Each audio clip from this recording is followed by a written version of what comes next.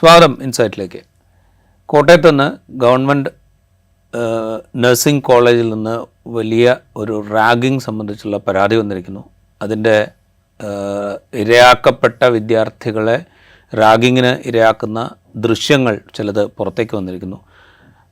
നമുക്ക് പറയാൻ പറ്റാത്ത വിധത്തിലുള്ള ക്രൂരത ഈ റാഗിംഗ് നടത്തിയ വിദ്യാർത്ഥികൾ കാണിച്ചിട്ടുണ്ട് എന്ന് വ്യക്തമാക്കുന്നതാണ് ആ ദൃശ്യങ്ങൾ. ഇതിപ്പോൾ സമീപകാലത്ത് പലതരത്തിലുള്ള റാഗിംഗ് സംഭവങ്ങൾ നമ്മളുടെ കോളേജിനകത്ത് നിന്ന് ക്യാമ്പസുകൾക്കകത്ത് നിന്ന് റിപ്പോർട്ട് ചെയ്യപ്പെടുന്നു. ഇപ്പോൾ വയനാട് പൂക്കോട് സിദ്ധാർത്ഥൻ എന്ന് പറയുന്ന ഒരു വിദ്യാർത്ഥി വലിയ റാഗിങ്ങിന് ഇരയാക്കപ്പെടുകയും അവസാനം അദ്ദേഹം ആത്മഹത്യ ചെയ്യുകയും ചെയ്തു. ആ വിദ്യാർത്ഥി ആത്മഹത്യ ചെയ്യുകയും ചെയ്തു. അത് വലിയ ചർച്ചകൾക്ക് വഴിവെച്ചതാണ് കേരളത്തിൽ. അതിനുശേഷം ഈ അടുത്ത് ഒരു സ്കൂൾ, എറണാകുളത്തെ ഒരു സ്കൂളിലെ ഒരു വിദ്യാർത്ഥിയുടെ മരണം റാഗിങ്ങിനെ തുടർന്നാണ് എന്നുള്ള പരാതി ഉണ്ടായിരുന്നു. അത് സംബന്ധിച്ചുള്ള അന്വേഷണം നടക്കുകയാണ്. അതിന് പിറകെയാണ് ഇപ്പോൾ കോട്ടയത്ത് നിന്ന് ഈ സംഭവം പുറത്തേക്ക് വരുന്നത്. നമുക്കപ്പോൾ ഉള്ളത് ദാമോദർ പ്രസാദാണ്. ഈ റാഗിങ് എന്നുള്ള നിയമപ്രകാരം കേരളത്തിലല്ല ഇന്ത്യയിൽ നിരോധിച്ചിട്ടുണ്ട്. കേരളത്തിൽ അതിന് 1998 നിയമം നിലവിൽ വന്നിട്ടുണ്ട്. അങ്ങനെ ഒരു നിയമം വരാനുള്ള കാരണം ഇതൊരു വലിയ ഈ കുട്ടികളുടെ മേൽ നടക്കുന്ന വലിയ കടന്നുകയറ്റം, അങ്ങനെ അത്തരം കടന്നുകയറ്റങ്ങളെ തുടർന്ന് വിദ്യാർത്ഥികൾ മനസ്സുമടുത്ത് ആത്മഹത്യ ചെയ്ത സംഭവങ്ങളൊക്കെ റിപ്പോർട്ട് ചെയ്തതിൻ്റെ തുടർച്ചയായിട്ടാണ് ഇങ്ങനൊരു നിയമം കൊണ്ടുവരുന്നത്. നിയമം കൊണ്ടുവന്നിട്ട് ഇപ്പോൾ 10-25 കൊല്ലമായി. നമ്മളുടെ ക്യാമ്പസുകളിൽ തന്നെയും ഇതിനെക്കുറിച്ച് ബോധവൽക്കരണം നടത്താനും കുറെ കൂടെ ജനാധിപത്യ ബോധം ഉണ്ടാക്കാനും ലോകം തന്നെയും കുറെ കൂടെ ജനാധിപത്യവൽക്കരിക്കപ്പെടുകയും ജനാധിപത്യ ആശയങ്ങൾ സ്വീകരിക്കുകയൊക്കെ ചെയ്തിട്ടുള്ളൂ. പക്ഷേ എന്നിട്ടും ഇതിങ്ങനെ ആവർത്തിച്ചുകൊണ്ടിരിക്കുന്നു. ഇപ്പോൾ ഇത് കുറേ കൂടുന്നു എന്ന് തോന്നുന്നു. അതുമാത്രമല്ല, ഇതിന് നേരത്തെ ഉണ്ടായിരുന്ന റാഗിങ്ങിൽ നിന്ന് ഭിന്നമായിട്ട് വലിയ വയലൻസ് ഇതിലുണ്ടാവുന്നു എന്നുള്ളതുകൊണ്ട്. ഇപ്പോൾ ആൻറ്റി റാഗിങ് നിയമങ്ങൾ മാത്രമല്ല, നമ്മുടെ ക്യാമ്പസുകൾ പോയി കഴിഞ്ഞാൽ എല്ലാ കോളേജുകളിലും ഒക്കെ ഏത് സ്ഥലത്തും നോക്കിയാൽ വിദ്യാർത്ഥി സംഘടന ഉൾപ്പെടെ ഔദ്യോഗികമായിട്ട് അതാത് സ്ഥാപനങ്ങൾ തന്നെ ആൻറ്റി റാഗിങ് നിയമങ്ങൾ ബോർഡിൽ എഴുതി വെച്ചിട്ടുണ്ട്, പോസ്റ്ററുകളുണ്ട്, കോളേജ് ഹോസ്റ്റലിൽ കാണാം. അപ്പോൾ ശക്തമായ നടപടിയെടുക്കുന്നു. അതിൽ ഏതെങ്കിലും ഒരു വിധത്തിൽ ആൻറ്റി റാഗിങ്ങിൽ പെട്ട് കഴിഞ്ഞാൽ അത് വിദ്യാഭ്യാസ ജീവിതത്തെ തന്നെ ബാധിക്കും, തൊലയുന്നുള്ള രീതിയിലുള്ള ഒരു വലിയ തരത്തിലുള്ള ശാസനകളും വാണിങ്ങുകളും അതുപോലെ തന്നെ ക്യാമ്പയിനുകളും പോസ്റ്ററുകളൊക്കെ ക്യാമ്പസുകളിൽ കാണാം. പക്ഷെ എന്നിട്ടും ക്യാമ്പസുകളിൽ ഇത് വളരെ രഹസ്യമായിട്ട് ചിലത് പുറത്തു വരും. നമുക്കറിയാതെ എത്രയോ റാഗിങ്ങൾ ഉണ്ടായിരിക്കാം, നടക്കുന്നുണ്ട്. അപ്പോൾ അങ്ങനെയുള്ളത് ചിലത് പുറത്തു വരും. പക്ഷേ നമ്മൾ പുറത്തു വരുന്ന റാഗിങ് കേസ് എന്ന് പറഞ്ഞാൽ അതിൻ്റെ എക്സ്ട്രീം ഫോമിലാണ് പുറത്തു വരുന്നത്. ഇപ്പം ഇന്ന് രാജീവ് സൂചിപ്പിച്ച കോട്ടയത്തെ ഗവൺമെൻറ് നഴ്സിംഗ് കോളേജിലെ വയലൻസിൻ്റെ വിഷ്വൽസൊക്കെ വരുന്നത് ഒരു മനുഷ്യത്വം അല്പങ്ങളുള്ള മനുഷ്യർ പോലും അത് കാണാൻ പോലും പറ്റാത്ത വിധത്തിൽ അത്ര സൈക്കിൾ അങ്ങനത്തെ ഭീകരമായിട്ടുള്ള വയലൻസാണ് നടന്നുള്ളത്. അപ്പോൾ എന്തുകൊണ്ടാണ് ഇത്തരം ഈ ഗവൺമെൻറ് നഴ്സിംഗ് ഹോമിൽ എത്തിച്ചേർന്ന വിദ്യാർത്ഥികൾ നന്നായി പഠിച്ച് പരീക്ഷയൊക്കെ എഴുതി എൻട്രൻസൊക്കെ എഴുതി ഈ വെറ്ററിനറി കോളേജാണ്, മെറിറ്റ് ലിസ്റ്റ് വന്ന ആൾക്കാരാണ്. അത് എളുപ്പത്തിൽ കയറാൻ പറ്റുന്ന സ്ഥലങ്ങളല്ല, ഒക്കെ പഠിച്ചും എൻട്രൻസ് തയ്യാറായിട്ട് വരുന്ന ആൾക്കാരാണ്. ഇൻഡിവിജ്വൽ വളരെ മിടുക്കന്മാരായിരിക്കും. പക്ഷേ ഇവരിങ്ങനെ ആൾക്കൂട്ടായി വരുമ്പോൾ എന്ത് സംഭവിക്കുന്നതാണ് ഞാൻ ആലോചിക്കുന്നത്. കാരണം ഇൻഡിവിജ്വൽ ചിലപ്പോൾ ഈ വ്യക്തികളൊന്നും തന്നെ അങ്ങനത്തെ ക്രിമിനലായിട്ടുള്ള ഒരു മൈൻഡുള്ളവരോ അല്ലെങ്കിൽ ആൾക്കാരാവണമെന്നില്ല. പക്ഷേ ഒരുമിച്ച് ചേരുമ്പോൾ ആൾക്കൂട്ടായി ചേരുമ്പോൾ എന്തുതരം സാഡിസ്റ്റിക് പ്രഷറാണ് നമ്മൾ ആലോചിക്കണം. എനിക്ക് തോന്നുന്ന കാര്യം നമ്മളിതിനെ ജനറലൈസ് പറയാൻ പറ്റില്ല. കാര്യം ഇതൊക്കെ സ്പെസിഫിക്കായി നോക്കേണ്ട കാര്യം, അവിടെ ഉണ്ടായ സിറ്റുവേഷനൊക്കെ നോക്കണം. പക്ഷെ നമ്മളീ പറയുന്ന ഫാഷൻ എന്ന് വിളിക്കുന്ന സാധനം ഞാനത് വളരെ ഇതായിട്ട് പറയില്ല. അത് സ്റ്റേറ്റിൻ്റെ സാധനം മാത്രമല്ല, അത് സൊസൈറ്റിയിൽ സാധനമല്ല, ഒരു സോഷ്യൽ സാധനമാണ് ഈ ഫാഷൻ. അങ്ങേയറ്റത്തൊരു വയലൻസ് മാനിഫെസ്റ്റ് ചെയ്യുക എന്നുള്ളത്. ആ വയലൻസ് എല്ലാ തരത്തിലും ഇപ്പോൾ നമ്മൾ നോക്കുകയാണെങ്കിൽ ഒരു അടിച്ചമർത്തപ്പെട്ടവൻ നടത്തുന്ന വയലൻസ് അല്ല. പണ്ടൊക്കെ സിനിമകൾ കാണുന്ന അടിച്ചമർത്തപ്പെട്ടവൻ എതിർക്കുന്നൊരു വയലൻസ് ഇതല്ല. ഇത് അതിക്രമം തന്നെ, അതീശത്വം സ്ഥാപിക്കാനുള്ള വയലൻസ് വളരെ ഗ്ലോറിഫൈ ചെയ്യപ്പെടുന്നുണ്ട്.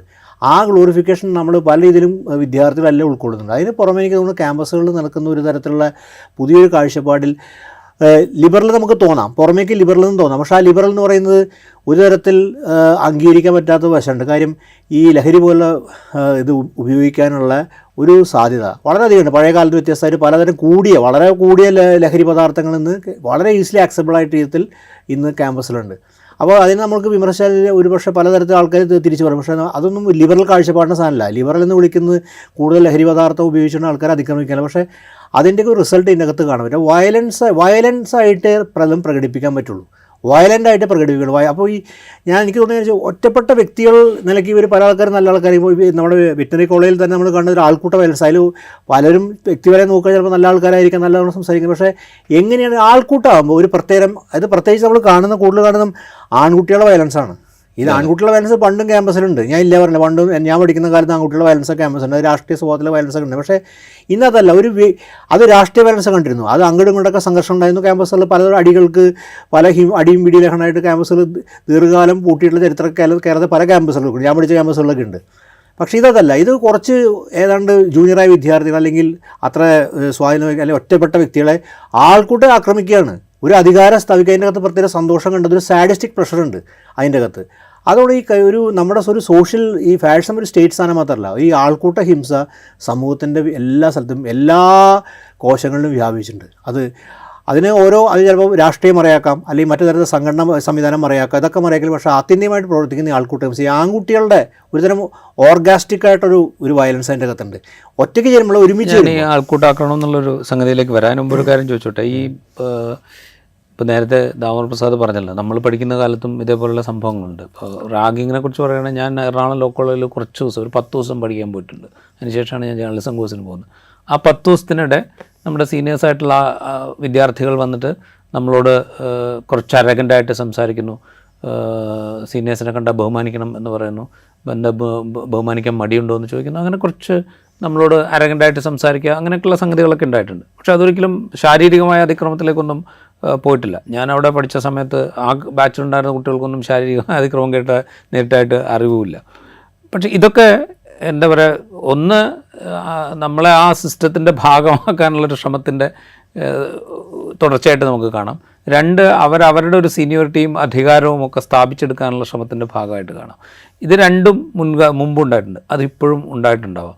ഇപ്പോൾ ഒരു പക്ഷേ ഈ പറയുന്ന ശ്രമങ്ങളോട് കുറെ കൂടെ റിയാക്ട് ചെയ്യാൻ കുട്ടികൾ തയ്യാറാവുന്നുണ്ടാവും. അപ്പോൾ ഈ അധികാരം ചോദ്യം ചെയ്യപ്പെടുന്നു എന്നുള്ളൊരു പ്രോബ്ലം, അതിനെ സാധാരണ നിലയ്ക്ക് കാണിക്കുന്നതിനപ്പുറത്തുള്ളൊരു വയലൻസ് കൊണ്ട് കൈകാര്യം ചെയ്യാൻ കുട്ടികൾ ആ പാകത്തിലേക്ക് കുട്ടികൾ എത്തിയിട്ടുണ്ടോ? അങ്ങനെ എത്താൻ കാരണം അല്ല, വയലൻസിന് പ്രതി വയലൻസിലേക്കുള്ള ഒരു മറുപടിയും ഈ രാജീവ് പറഞ്ഞ കാലം അത് ഒരു ട്രെൻഡിങ് കാലമായിരിക്കും. പക്ഷേ ആ സമയത്തൊക്കെ ക്യാമ്പസിനകത്ത് ക്രോസ് ചെക്ക് ചെയ്യാനുള്ള പല ഫാക്ടേഴ്സ് ഉണ്ട്.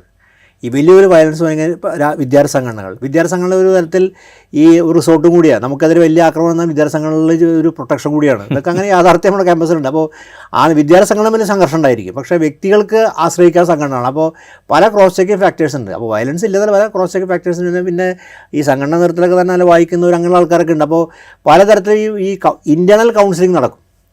ഇന്ത്യൻ കൗൺസിലത്തുള്ള പല സാധ്യതകൾ എനിക്ക് തോന്നുന്നു, ഞാൻ പറഞ്ഞ പണ്ടക്കാലം നല്ലത് ഇപ്പോഴത്തെ കാലം വർഷം മറ്റു പല കാര്യങ്ങളും നല്ലതായിരിക്കാം, ഞാൻ ഇല്ലാന്ന് പറയും, നല്ലതാണ് താനും പലതരം. പക്ഷേ ഈ ഇൻറ്റേർണൽ കൗൺസിലിംഗ് പ്രോസസ് അതിൻ്റെ അകത്ത് നടക്കും പലതരത്തിലും. ഹോസ്റ്റലിലൊക്കെ ഒരു പ്രോസസ്സ് നടക്കുന്നുണ്ടാവും ഇതിൻ്റെ അകത്ത്.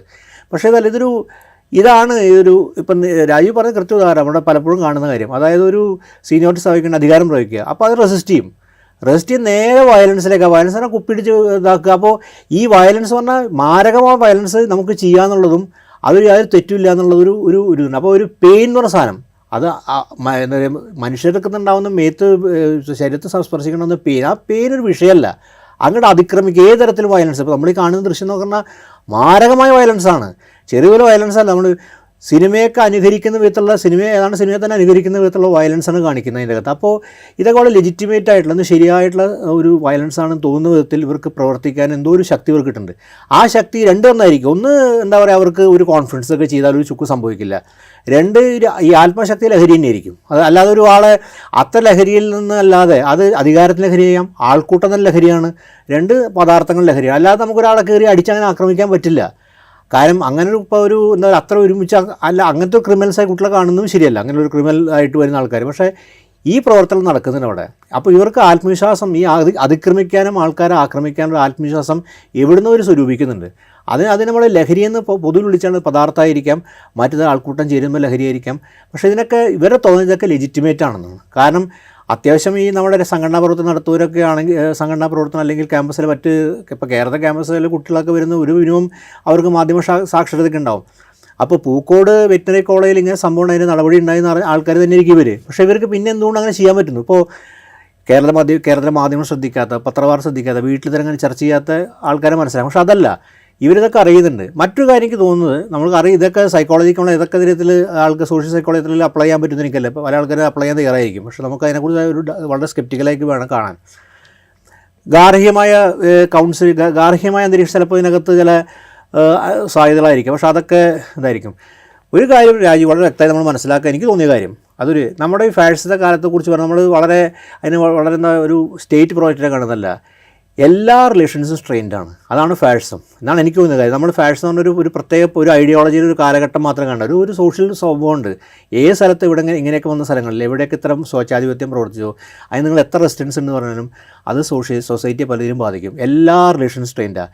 സമുദായങ്ങൾ തമ്മിൽ റിലേഷൻ സ്ട്രെയിൻഡാണ്, വ്യക്തികൾ തമ്മിൽ റിലേഷൻ സ്ട്രെയിൻഡാണ്, അയൽക്കാർ ഇപ്പോൾ പലതും അയൽക്കാരെല്ലാം വെട്ടി കൊല്ലുന്നത്. അപ്പോൾ അയൽക്കാരും റിലേഷൻ സ്ട്രെയിനാണ്. അവർ ഈ മൊത്തത്തിൽ റിലേഷൻ സ്ട്രെയിൻ ചെയ്യുന്നത് അതാണ് അതിനെ നമ്മൾ ഫാഷൻ എന്ന് വിളിക്കുന്നത്. എല്ലാ റിലേഷൻ സ്ട്രെയിൻഡാണ്. എല്ലാ തരത്തിലുള്ള സമുദായങ്ങൾ തമ്മിലുള്ള ബന്ധം, വ്യക്തികൾ തമ്മിലുള്ള ബന്ധം, അയൽപ്പക്കങ്ങളിലെ ബന്ധം, അങ്ങനെ അതിലൊക്കെ തന്നെ സ്ട്രെയിൻഡായോ അതിലൊക്കെ ഒരു വയലൻസ് കിടന്നു. അതിനൊക്കെ വയലൻസിലൂടെ പ്രതികരിക്കാൻ നമ്മൾ നിർബന്ധമാവാം. ഇവിടെ വയലൻസിലേക്ക് വരുമ്പോൾ ഈ സ്പെസിഫിക് ഇൻസിഡൻ്റ് എടുത്തു കഴിഞ്ഞാൽ ഈ ആക്രമണത്തിന് ഇരയാക്കപ്പെട്ട വിദ്യാർത്ഥികൾ അവർ നിരന്തരം ഇത്തരം കയ്യേറ്റങ്ങൾക്കും അപമാനിക്കലുകൾക്കും ഒക്കെ വിധേയരാക്കപ്പെട്ടിട്ടുണ്ട്. പക്ഷെ ഇവരിത് പരാതിപ്പെടാൻ വളരെ വൈകിയാണ് ഇവർ പരാതിപ്പെടുന്നത്. എന്ന് വെച്ചാൽ ഇവർ ഭയന്ന് ഇത് പരാതിപ്പെട്ടാൽ കൂടുതൽ ഉപദ്രവം ഉണ്ടാകുമോ എന്ന് ഭയന്നിട്ട് ഇവർ പരാതിപ്പെടാൻ മടിച്ചിട്ട് അവസാനം ഗത്യന്തരമില്ലാത്തൊരു ഘട്ടത്തിലെത്തുമ്പോഴാണ് ഒരാൾ പരാതി കൊടുക്കാൻ തയ്യാറാവുകയും ബാക്കിയുള്ളവർ അതിനെ സാധൂകരിച്ചുകൊണ്ടുള്ള മൊഴി കൊടുക്കുകയൊക്കെ ചെയ്യുന്നത്. അപ്പോൾ ഈ അധികാരത്തിൻ്റെ ഒരു കാര്യം നമ്മൾ സംസാരിക്കുമ്പോൾ ഇവിടെ വിധേയപ്പെട്ട് നിൽക്കുന്ന ആളുകളാണ്.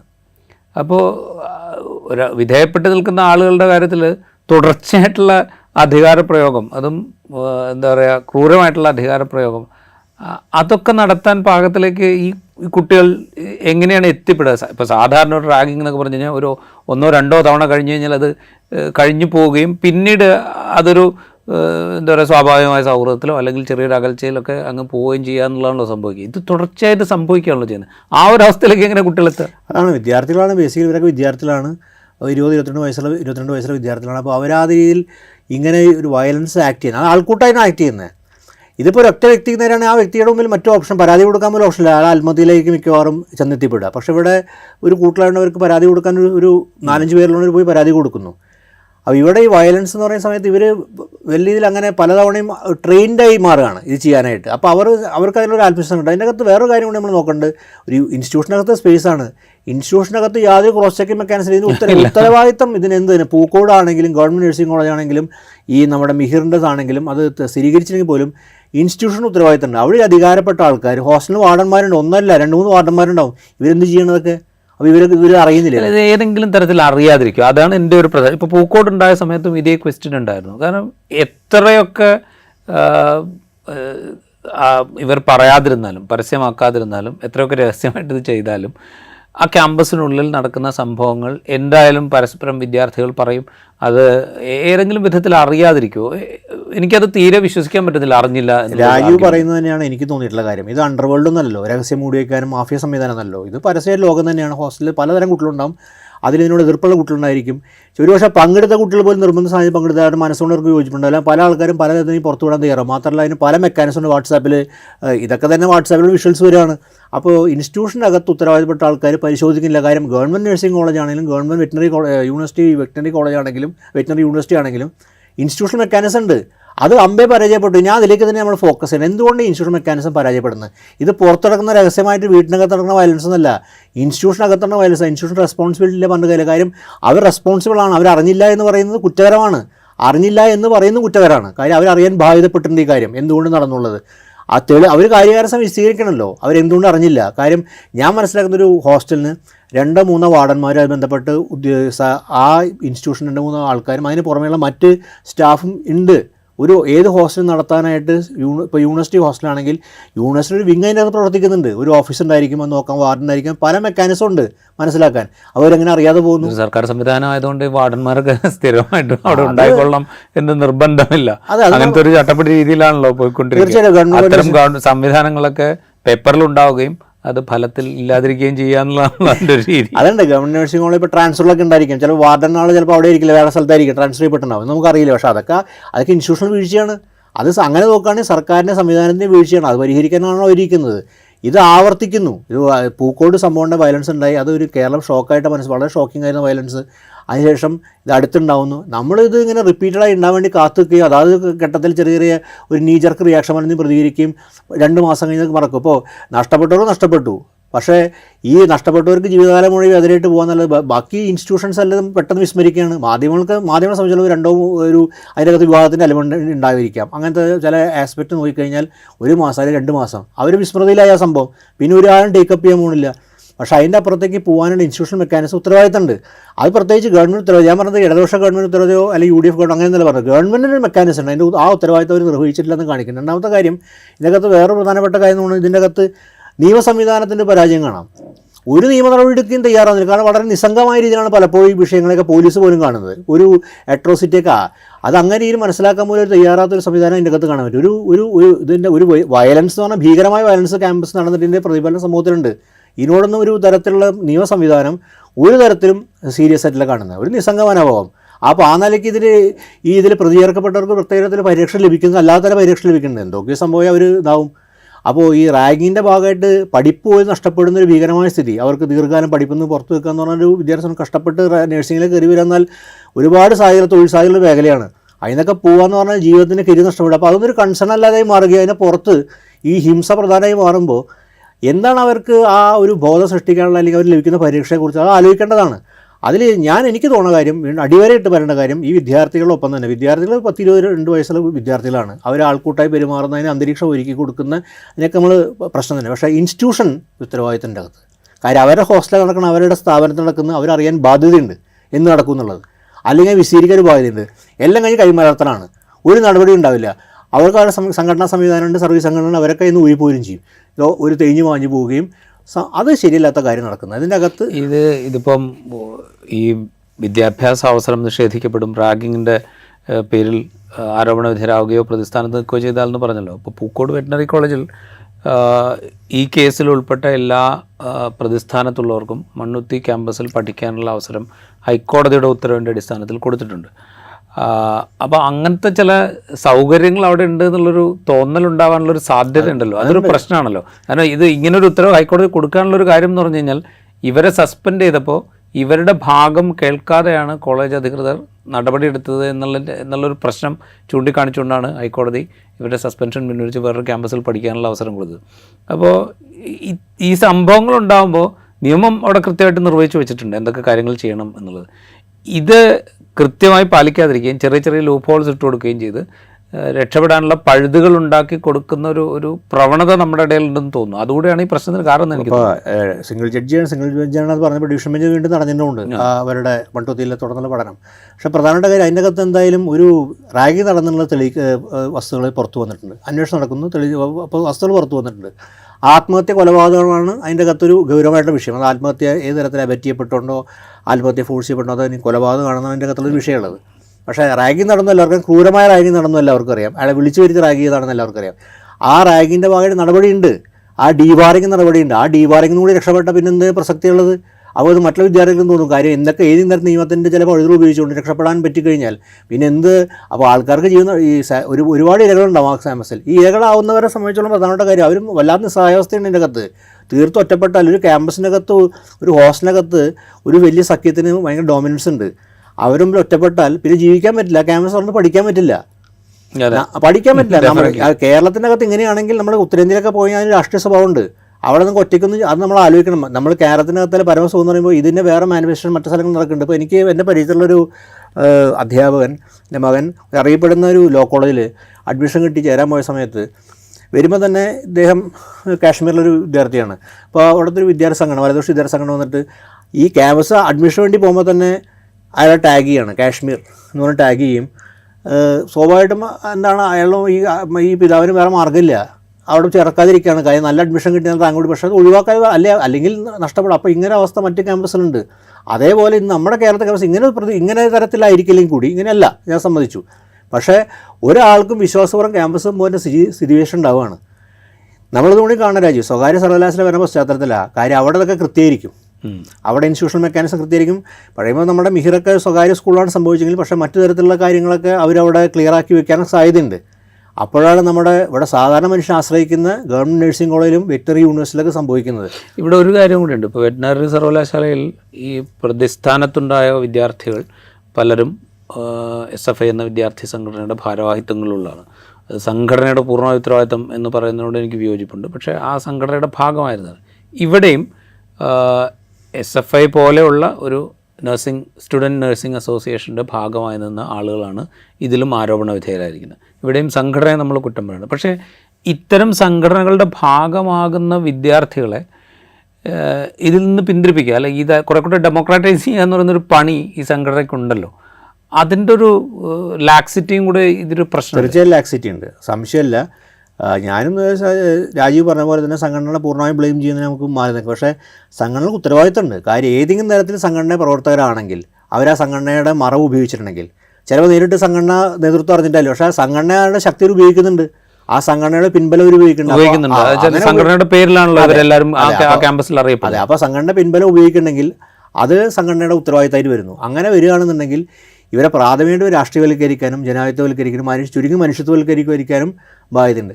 അപ്പോഴും ഒരു പ്രധാനപ്പെട്ട കാര്യം എന്ന് പറഞ്ഞാൽ ഇവരൊക്കെ വ്യക്തികളായിട്ട് അഡ്രസ്സ് ചെയ്യുന്ന സമയത്ത് ഇത്ര ഒരു അങ്ങനത്തെ വയലൻസ് ചിലപ്പോൾ പ്രകടിപ്പിക്കില്ല. ഈ ആൾക്കൂട്ട ഫോർമേഷനിലാണ് ഇത് കാണുന്നത്. ഈ ആൺകുട്ടികളുടെ ആൾക്കൂട്ട ഫോർമേഷൻ അതൊരു ഭീകരമായ അവസ്ഥയുണ്ട്.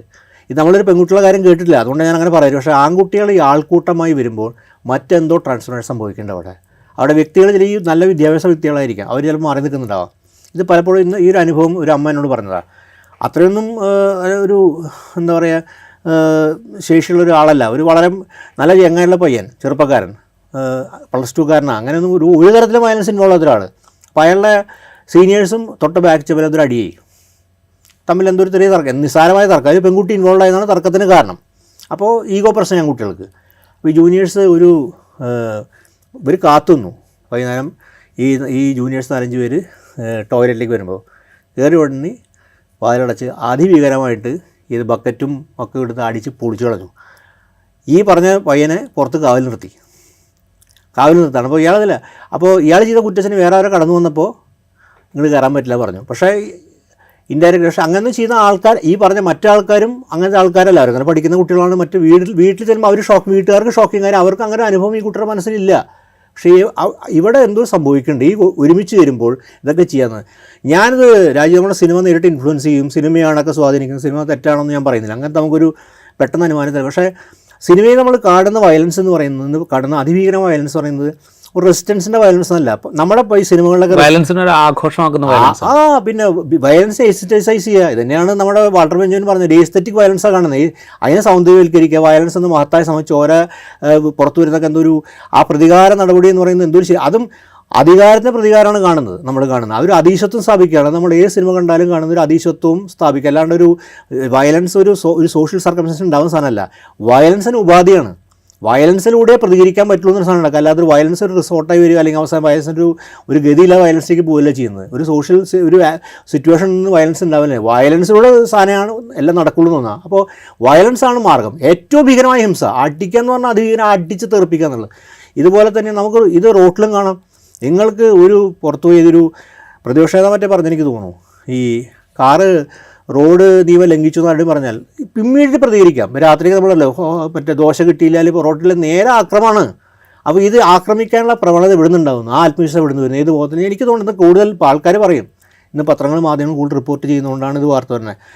അല്ലാതെ എനിക്ക് തോന്നുന്നു പക്ഷേ വളരെ വയലൻസ് കൂടിയിട്ടുണ്ട്. അല്ല, അതൊരു സാധ്യതയാണ്. കാരണം വെച്ച് കഴിഞ്ഞാൽ മുൻകാലത്ത് പ്രാദേശിക പേജുകളിലൊക്കെ ആയി റിപ്പോർട്ട് ചെയ്യപ്പെട്ടു പോയിക്കൊണ്ടിരുന്ന വാർത്തകൾ പുതിയ മീഡിയ, അത് സോഷ്യൽ മീഡിയയുടെയും ടെലിവിഷൻ മീഡിയയുടെയും മറ്റ് ഓൺലൈൻ മീഡിയയുടെയും ഒക്കെ സാന്നിധ്യത്തിൽ അത് കൂടുതൽ ഒരു പാൻ കേരള സ്വഭാവത്തിൽ റിപ്പോർട്ട് ചെയ്യപ്പെടുന്നുണ്ട്. അതുകൊണ്ട് പൊതുവിൽ നമ്മൾ എവിടെ ഇരിക്കുന്ന ഒരു മനുഷ്യനും വലിയ തോതിൽ ഇത് ആക്രമണങ്ങൾ വർദ്ധിച്ചിരിക്കുന്നു എന്നുള്ളൊരു തോന്നലുണ്ടാകുന്നുണ്ട് എന്നുള്ളത് ശരിയാണ്. പക്ഷേ അവിടെ പോലും ഈ വളരെ ഡിഫറൻ്റ് ആയിട്ടുള്ള, അല്ലെങ്കിൽ നമ്മൾ ഇതുവരെ കേട്ട് ശീലമില്ലാത്തുള്ള വിധത്തിലുള്ള വയലൻസ് കൂടിയിട്ടുണ്ട്. വീടിനകത്തുള്ളത്, അയൽ വീട്ടുകാർ തമ്മിലുള്ളത്, റോട്ടിലുള്ളത്, അത് തന്നെ എന്താ പറയുക, പെട്രോൾ ഒഴിച്ച് കത്തിക്കുക എന്നൊക്കെ പറയുന്നത് എന്തോ ഒരു കോമൺ തിങ് ആയിട്ട് ഒരു സാധാരണ സംഭവമാണെന്ന് ആളുകൾ ചിന്തിക്കുന്ന ഒരു അവസ്ഥയിലേക്കൊക്കെ കാര്യങ്ങൾ പോയിട്ടുണ്ട്. മാത്രമല്ല ഇതിനകത്ത് വേറൊരു തമാശ എന്ന് വെച്ചിട്ടുണ്ടല്ലോ, ഇതൊക്കെ ഷൂട്ട് ചെയ്ത് റെക്കോർഡ് ചെയ്ത് വൈറലാക്കാനൊന്നും അതിൽ പങ്കെടുത്ത ആൾക്കാരാണ് താല്പര്യപ്പെടുന്നത്. അവരിതിനെ റെക്കോർഡ് ചെയ്യുന്നത്. ഒരുപക്ഷെ വൈറലാവുന്നവരായാലും പക്ഷേ അവർ ആസ്വദിക്കാനോ റെക്കോർഡ് സൂക്ഷിക്കാനോ ഒക്കെ ഒരു താല്പര്യം കാണിക്കുകയാണ്. അപ്പോൾ നമ്മൾ ടെക്നോളജി മാറുന്നതനുസരിച്ചിട്ട് ഇതൊരു സ്റ്റോർ ചെയ്യാനും വീണ്ടും കാണിക്കാനും മറ്റുള്ളവരെ ഭീഷണിപ്പെടുത്താനും ഉപയോഗിക്കുകയാണ് ചെയ്യുന്നത്. അങ്ങനെ എത്രയോ സ്ത്രീകൾ എന്തൊക്കെ തരത്തിൽ പീഡനത്തിന് വിധേയമാവുന്നു പല കേസുകളും നമുക്കറിയാം, റെക്കോർഡ് ചെയ്ത് അവരെ ബ്ലാക്ക് മെയിലിലേക്ക് ഉപയോഗിക്കുന്നു. അപ്പോൾ ഈ ടെക്നോളജി ആവശ്യത്തിന് ഉപയോഗിക്കണം. ടെക്നോളജി ഒരു വയലൻസിന് ഒരു ഉപാധിയായി മാറുക. ടെക്നോളജി അങ്ങനെ ഉപയോഗിക്കുക. ഞാൻ പറഞ്ഞത് എല്ലാം നമ്മൾ ബ്ലാക്ക് ആൻഡ് വൈറ്റിൽ കാണുന്നത്, പക്ഷേ ഇത് വളരെ വളരെ കൂടി വരുന്നത്. ഇവിടെയും ഇത് റെക്കോർഡ് ചെയ്ത് മറ്റു വിദ്യാർത്ഥികളെ കാണിച്ച് പേടിപ്പിച്ചിരുന്നു എന്ന് പറയുന്നുണ്ട്. വെരിഫൈഡ് അല്ല, പോലീസിന്റെ അന്വേഷണ റിപ്പോർട്ട് വന്നാലേ നമുക്ക് മുഴുവനായിട്ട് അറിയാൻ പറ്റുള്ളൂ. ഒറ്റ കാര്യം കൂടെ ചോദിക്കാം അവസാനമായിട്ട്. ഈ ആൾക്കൂട്ടാക്രമണം എന്ന് പറയുന്നതും സിനിമയുടെ സാധനം, ഇത് രണ്ടും കൂടെ ചേർത്ത് വയ്ക്കുക. ഈ ആൾക്കൂട്ടാക്രമണം ഈ കഴിഞ്ഞൊരു 10 വർഷത്തിനിടെ ഈ ആൾക്കൂട്ടാക്രമണം എന്ന് പറഞ്ഞു കഴിഞ്ഞാൽ ഒരു ലെജിറ്റിമൈസ്ഡ് ആയിട്ടുള്ളൊരു പരിപാടിയാണെന്നുള്ളൊരു തോന്നൽ ഇത് രാജ്യത്താകമാനം സൃഷ്ടിച്ചെടുക്കാൻ ഭരണകൂടത്തിനും ഭരണകൂടത്തെ പിന്തുണയ്ക്കുന്ന രാഷ്ട്രീയ സംവിധാനത്തിനും കഴിഞ്ഞിട്ടുണ്ട്. ചില കാര്യങ്ങൾ ചെയ്തു കഴിഞ്ഞാൽ അതിനുള്ള പരിഹാരം എന്നുള്ളത് ആൾക്കൂട്ടാക്രമണവും അതുവഴിയുള്ള കൊലപാതകവുമാണ്.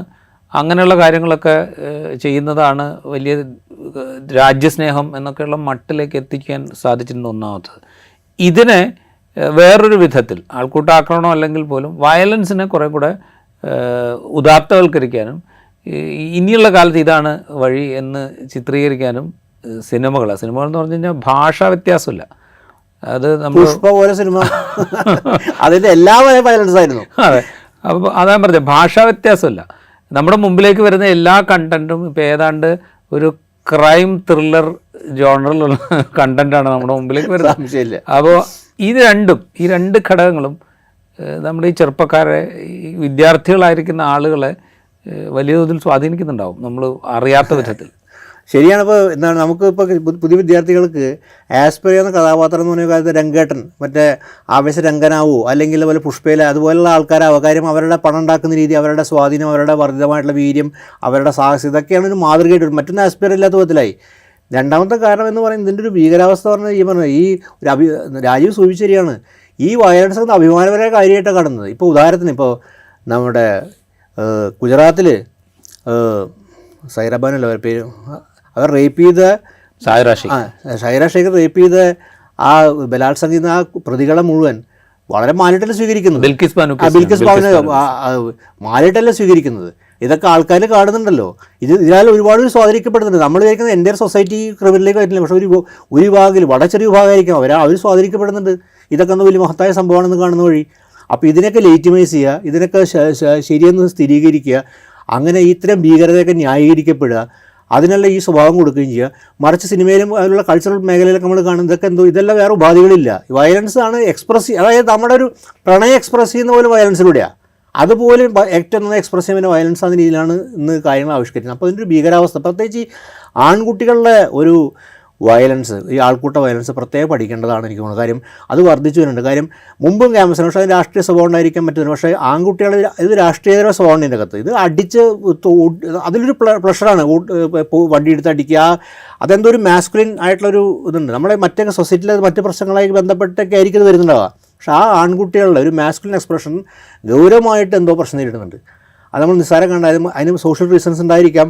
ചില പഠിപ്പിൽ പിന്നോട്ട് പോകുന്നതായിരിക്കാം, തൊഴിൽ പ്രശ്നങ്ങളായിരിക്കാം, വീട്ടിലെ പ്രശ്നങ്ങളായിരിക്കാം, സോഷ്യൽ ഇഷ്യൂസ് ആയിരിക്കും. പക്ഷേ ഈ ആൺകുട്ടികളുടെ വയലൻസ് അത് വല്ലാതെ രീതിയിൽ മാനിഫെസ്റ്റ് ചെയ്യുന്നുണ്ട്. ഈ ആൺകുട്ടികളുടെ ആൾക്കൂട്ട വയലൻസ് എന്നാണ് എനിക്ക് തോന്നുന്നത്.